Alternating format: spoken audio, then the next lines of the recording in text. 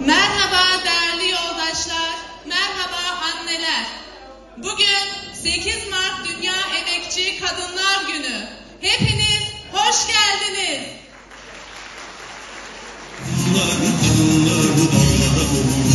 Emir o dizanın ku kado emek ajini Kürt çıkas bilinde, u çıkas peşenge, em jibuwi, em spasdarın jihamu peşenge ajini Kürt'ra. Hevanno uzanın iro haşte adare roja jine ketkare cihane lowe hamuya piroz baserida. Cin jiyan azadi. Şere mere yancine nişan bides Leyla mine polaya dilvek asine Leyla kiye Leyla jine Leyla mine. Saygıdeğer konuklar, değerli kadınlar ve değerli yol arkadaşlarım.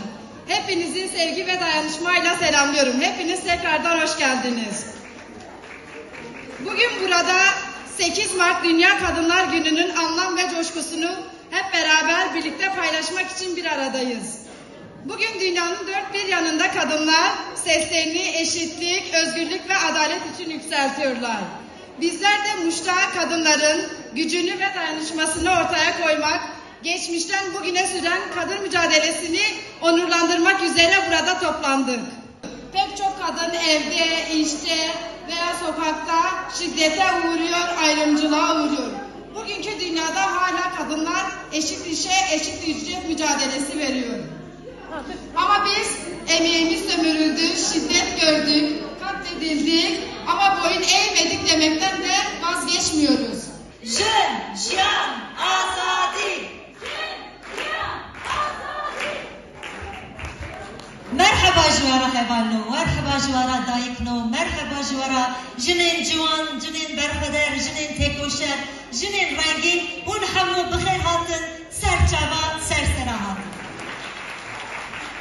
Veli roja haşte adare, roja jinin ketkariya cihanette piroz kirin, li veli tişteki heri giring heye go, li her deri cihaneci gava ku ev roşte piroz kirin, hamujin beri xadidin tevgara jinin Kürdan.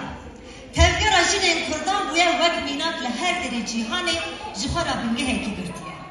Jiberwi em vek jinin Kürt em serbilindin em bivi rumeteji em duavaygin berasteji. Naha ev haşte adare fırqeki yüce haşte adare dinna cudatır heye. Sedema ku ev haşte adare em mijareki dinin Lvederi peşvaze dedim. Ev mijarji, mijara jiyaneki nuye, nu jiyanekiye.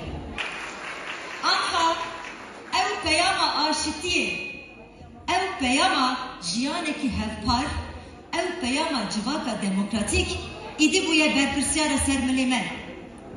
Peviste ku, ev bangavaziye, birraheki mezin, bixwadi derketineki girseyi, em peşvaze dedim. Bi felsefeya jin jiyan azadî ku rêberê gelê Kürt Rêzdar Öcalan vê rêda ji bo azadiya jinên rê vekiriye em ê jî bûyî heşmendiyê, bûyî nezîkatiyê, bûyî mîrateya têkoşînên rêhevalên me jin em ê hevtir dilim bikin.